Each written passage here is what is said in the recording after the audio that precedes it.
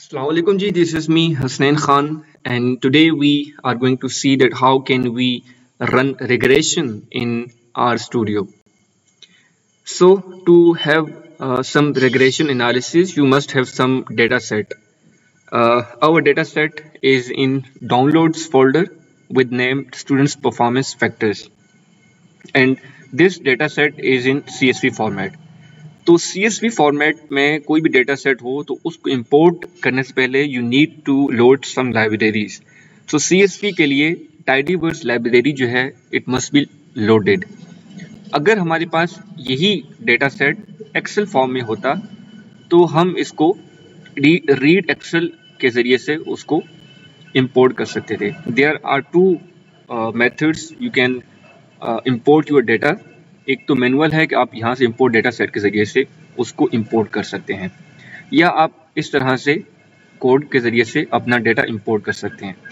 तो हमने सबसे पहले तो टाइडीवर्स को लोड किया and then we imported our data.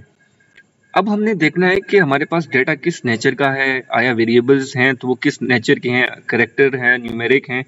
So let's see. सो हमारे पास समरी डेटा आ गया। जब हमने ये जो इंपोर्ट किया डेटा तो हमारे पास यहाँ पर इन्वायरमेंट में डेटा आ गया था, यानी हमें मालूम हो गया था कि हमारे पास 20 वेरिएबल्स हैं और उन 20 वेरिएबल्स की ये ऑब्जर्वेशंस हैं, यानी 6607 ऑब्जर्वेशंस हैं उन 20 वेरिएबल्स की।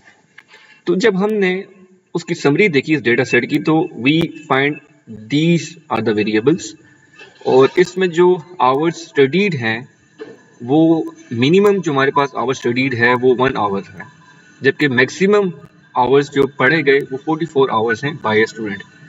इसी तरह से अटेंडेंस का मामला है कि मिनिमम अटेंडेंस जो स्टूडेंट की है वो 60% है और मैक्सिमम उसी सैंपल में 100% स्टूडेंट्स की अटेंडेंस भी मौजूद है।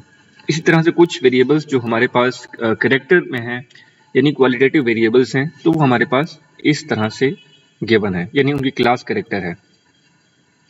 Now we need to determine के which one is dependent variable and which one is independent variable, right. So हमने सिंपल लीनियर रिग्रेशन पहले रन करना है कि जिसमें हम ये समझने की कोशिश करेंगे कि सिंपल लीनियर रिग्रेशन क्या होता है, and then we can move towards multiple linear regression model. अब इसमें हमने डिटरमिन करना है कि हमारे पास डिपेंडेंट वेरिएबल कौन सा है और इंडिपेंडेंट वेरिएबल कौन सा है। इन अदर वर्ड्स के एक एक्सप्लेन्ड वेरिएबल होता है और एक एक्सप्लेनेटरी वेरिएबल होता है। एक्सप्लेनेटरी वेरिएबल वो होगा कि जो एक्सप्लेन्ड वेरिएबल या डिपेंडेंट वेरिएबल को एक्सप्लेन कर रहा होगा।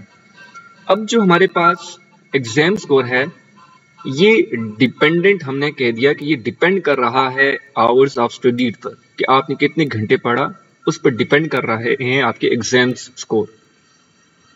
सो we need to regress exam score on hours studied, और हमारे पास डेटा कौन सा यूज होगा, डेटा के नेम से, यानी हमने जो डेटा इंपोर्ट किया है वो डेटा के नेम से ही इंपोर्ट किया है।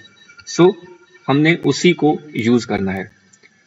तो जब हमने इसको रन करेंगे एंड इसकी समरी देखेंगे, वी फाइंड कि हमारे पास आवर्स स्टडीड जो है वो सिग्निफिकेंट निकल के आया है एट 0% लेवल ऑफ सिग्निफिकेंस, यानी it can be interpreted as कि there does exist relationship between exam score and hours studied, right. So हम इसको इंटरप्रेट इस तरह से करेंगे इस कोफिशिएंट को कि if a student increases his studies by 1 hour, his exam score is improved by 0.289 scores।